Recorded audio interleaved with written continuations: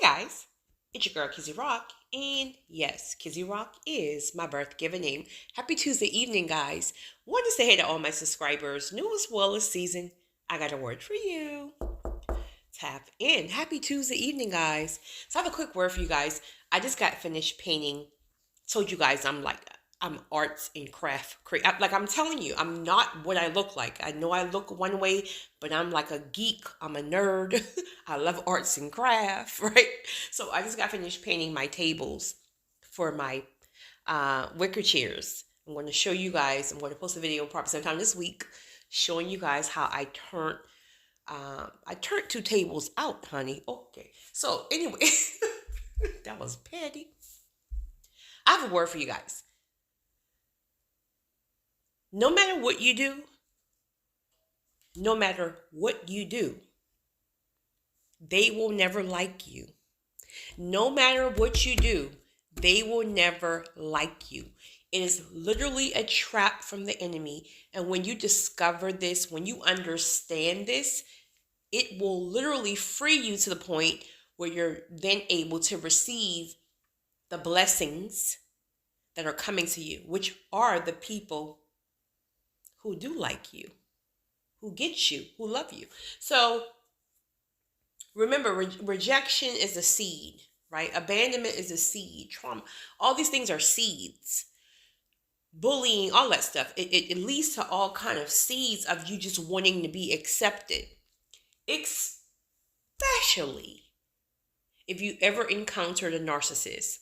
Especially if you encountered this narcissist in childhood. So this can look like a parent, a sibling, a grandparent, a step-parent, whoever raised you. If that person was a narcissist,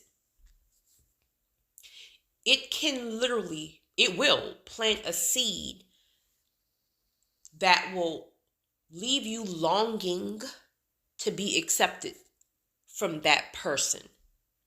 But it also trickles down and it branches off in different areas in your life. This is why you find yourself holding on to relationships that have been dead 98 years.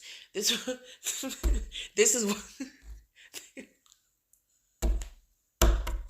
I don't know why I'm so dramatic with these numbers. This is why you can know the season is up. Like there's not even the desire there anymore, but you're still trying to just hang on. You're just trying to hang in there, right?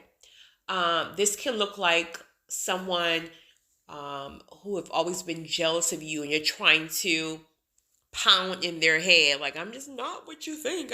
Please just accept me, right? Or again, that parent who abandoned you. They could have been a crackhead, could have just been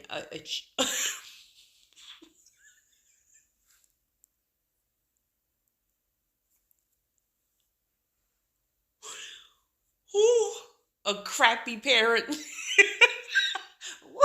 Oh, I almost said something. Oh my goodness. They could have been a crappy parent. And mind you, you're the innocent one, but they're the crappy parent. But yet you're still longing. There's this longing and this tugging in your spirit that you just feel like you want them to accept you. Like, please just love. Matter of fact. Who post was that? I think it might have been Judge Mathis, one of his YouTube videos. And I think there was like a young lady or whatever whose parent was on drugs or a narcissist or something like that. And the parent just still not owning up to their stuff, taking accountability, instead making excuses and all that stuff like that. So there's a young lady who commented in the comment section, and I forgot how I asked her, but I said, well, you said you're 32. She was 32. Not the person in court, but somebody on the comment section. I said, you said you're 32. I said, I had a conversation with a person before, and they said that no matter how old you get, even when you have your own children, there's still this longing internally that wants to be accepted by that crappy parent. Like you just can't say, okay, I'm an adult now and I have my own children. I'm going to be the best parent that I can be. Even at 32, there's still this longing in your spirit that little girl still wants to be nurtured. And she was like, absolutely. She's like, thank God, I finally came to the point in my life where God has made it clear that season of trying to understand, that season of trying to be accepted and wanted is over. She said it took a very, very long time to get there. I have 2 kids of my own. So I take that energy and I try to love on my children the best way I could. But even at 32 and as a mother, that little girl in me still longs for a mother, even though she was crappy. And I was like, wow. And of course, that's not everybody's story, because I mean, some people, whatever. But the point is that even as an adult, that seed, you're still longing. And this is, again, what a lot of people don't understand. Let it be a mother, a father, or a sibling who didn't like you, or this, and that, right? That longing that you feel is misplaced. And this is why people are thinking that they got to get married. They got to have a man. They're nothing without a man. They're nothing without a woman. They're nothing without this. And that, because that is misplaced. So you're still longing and seeking for somebody to validate you. And the only person who can do that is God.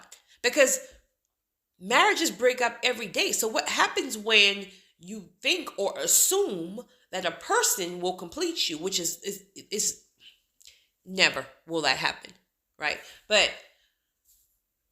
what happens when that person leaves you? No matter how great the marriage can be, right? What happens if that person leaves you? That void is still there if you don't replace it, right? Replace that void first with God, with purpose, an intimate relationship with God. Because God can love on you in a way that a parent can't. Even if you had a great parent. So once God fills that void, then you're not longing for a person, when the reality that emptiness that you feel is truly because you're not really tapping into purpose. Speaking of purpose, there was a young lady who emailed me. She's really struggling with purpose. It's like she feels like she's trying different things every day. Like, and she's trying to just find the things that she likes to do, because it's like, well, how do I discover purpose? I mean, I like doing this, but I still don't feel fulfilled. And so is this longing to discover this fireworks moment all of a sudden. And I can't say that it don't work like that for most people, because I don't know everybody in the world. But from my experience, purpose is not this one time boom. It literally unravels, right? It's like God, he introduces it to you by the thing that is something in your spirit that you will do it for free. You would do it for the rest of your life if you never got paid for it. Even if it's something small. That's the whole thing. I think a lot of people are looking for like this big on stage type purpose. It can be something, it can be something is I don't want to say small, because it's not small, but something as simple as there's something in your spirit about animals. So you love the frogs, right? Most people don't like frogs. Don't try me, frogs. I'm going to tell you now, because I'm going to rebuke you. I'm going to spray you. Call Peter, call who you want. Frogs, don't try me, period. But frog lovers, I'm sorry. Okay, so anyway, so is this longing in your spirit, something about you and these frogs, honey? And that thing fulfills you, that you just want to see that the frogs, I don't even know what they eat, but whatever, there's a little pond by your house, and there's something in you that love, and I'm just using this for an example, work with me here, right? There's something about you and these frogs, but it fulfills your spirit. You will go and feed those frogs for the rest of your life. It brings you, it soothes you, no matter how crazy the world is. It's something about these frogs that when you get around them, it soothes your spirit. So it can start as something as small as that. And then when God sees he can trust you with these frogs, obviously he can because that's your purpose, then it starts to grow. So before you know it, God have you taking frogs to nursing homes and assisted living because the patients is something about the way they interact with the frogs. When they see the frogs, it just makes them feel all warm and fuzzy inside because their family members abandoned them at the nursing homes and all they have is the frogs. Now you're going on the weekends or when you're off from work and you're taking these frogs and you're seeing how these elderly folks are getting this love and this something from these frogs. And then you do that for a while. So not only now are you getting that fulfillment from feeding these frogs and being with these frogs, you're now getting the fulfillment of seeing how these elderly folks who have no family members, you see how they get the love, and so you see how it keeps growing and growing. Now that happens. Now somebody hears about it, and now you got an orphanage calling you, telling you, "Hey, we heard that you take the frogs to the assisted living. We got some kids here, who are not orphanage. Will they be orphans? Orphans who are orphans, and we would love for you to come and bring your frogs and your display of your frogs and and now you get there and you see how these kids are all acting and you see these kids laughing and smiling. These are kids who rarely smile because they don't have, loved ones, and you see so now you got the fact that you love the frogs, the fact that you are doing great things for these elderly folks. Now you got the fact with the children, and before you know it, honey, you got a whole sanctuary. Do frogs go to sanctuaries? I don't even know, but you got a whole sanctuary. So I'm trying to.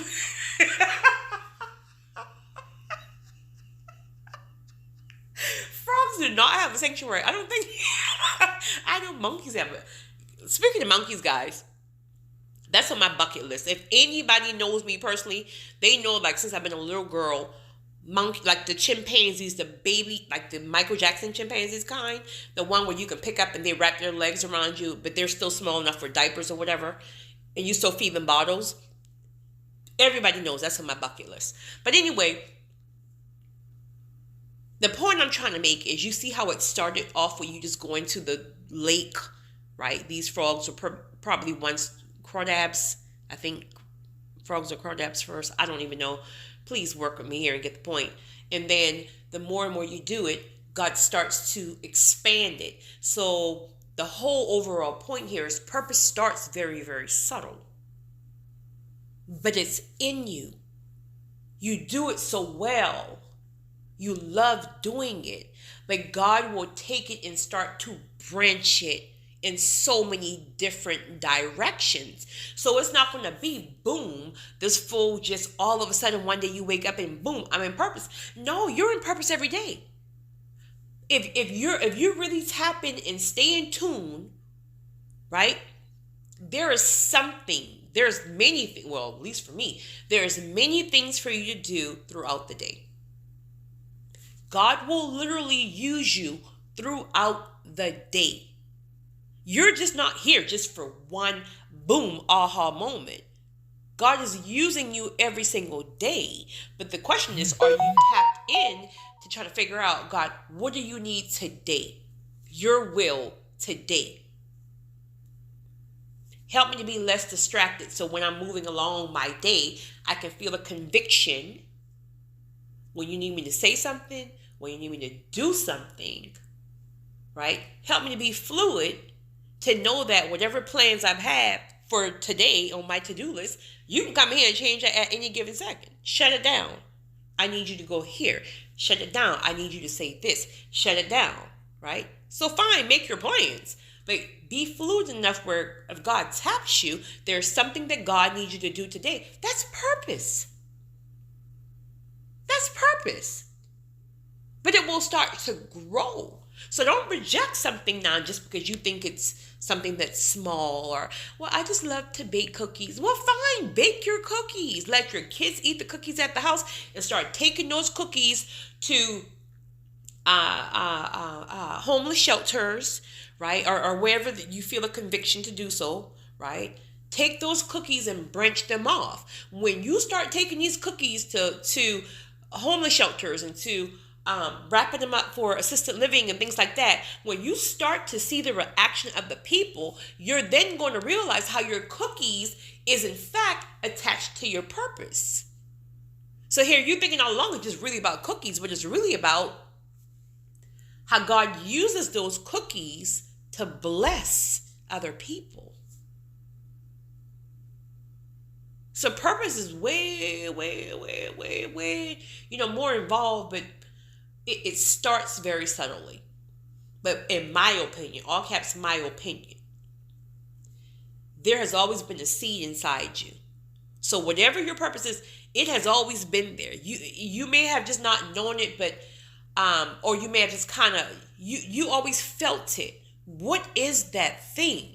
And don't let anybody suppress it or cause you to suppress it because it's small. So what you think it's small. Purpose has always been in you. I've been the kid in elementary school. I still can remember these things.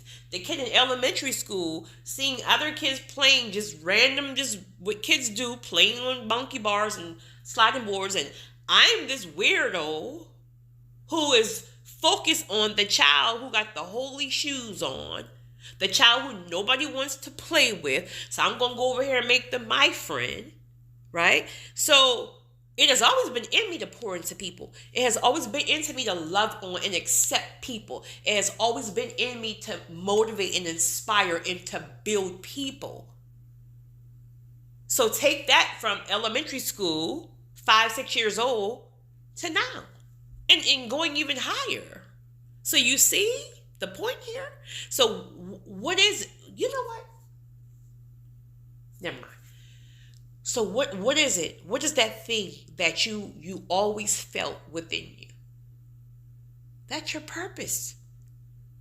That's your purpose. It will start to expand when you start to move on it, right? When you start to discipline yourself and ask God what to do with it, how to reach and help, because purpose is about helping people, point blank period. So you can like the frogs all you want. If it's just you and the frogs sitting there having a conversation, you're not helping anybody.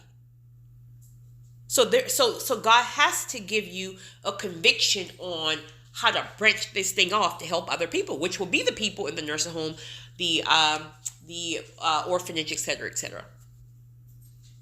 But back to my original topic, because obviously somebody's struggling with purpose. But back to my original topic. People, I promise you, my dog do not start to do this until I start recording. So please, with her gulping, excuse her. But anyway, there's a group of people, until you free yourself of that person, that parent, that sibling, that ex, that whoever have conditioned you to need them. And it's like your life can't move on until you get some type of approval from this person.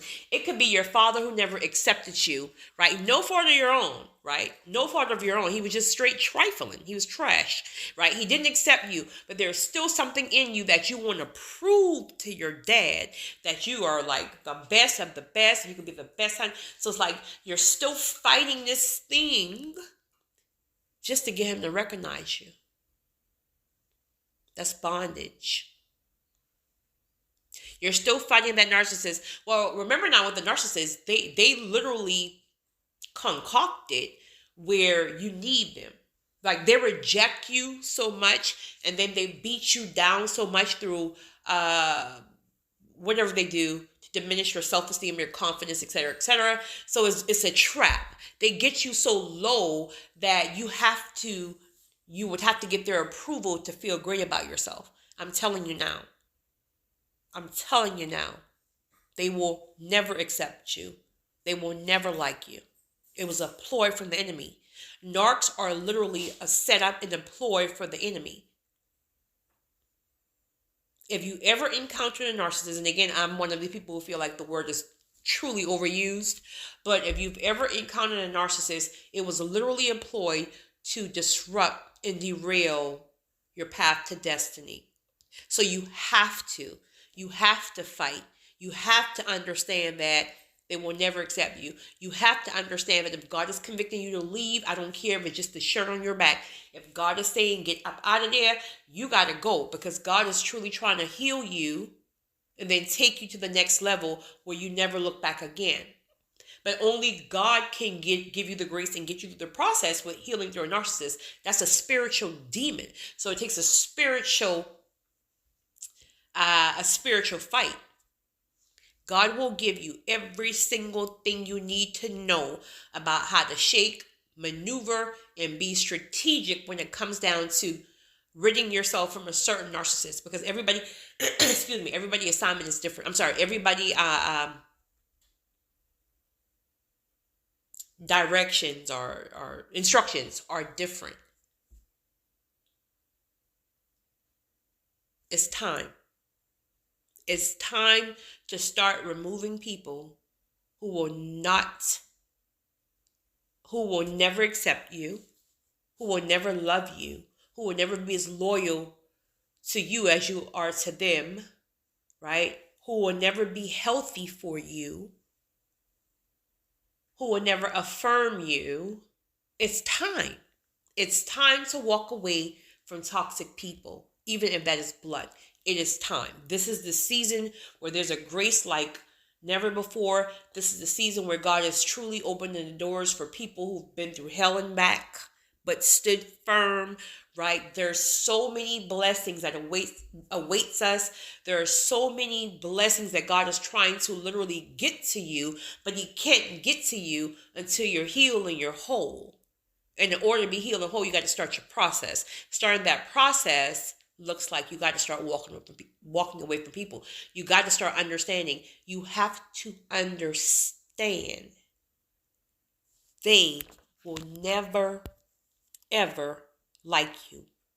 No matter what you do, how much you do, how much you love on them, how much you spend on them, how much you affirm them, they will never, ever like you. It's your girl, Kizzy Rock.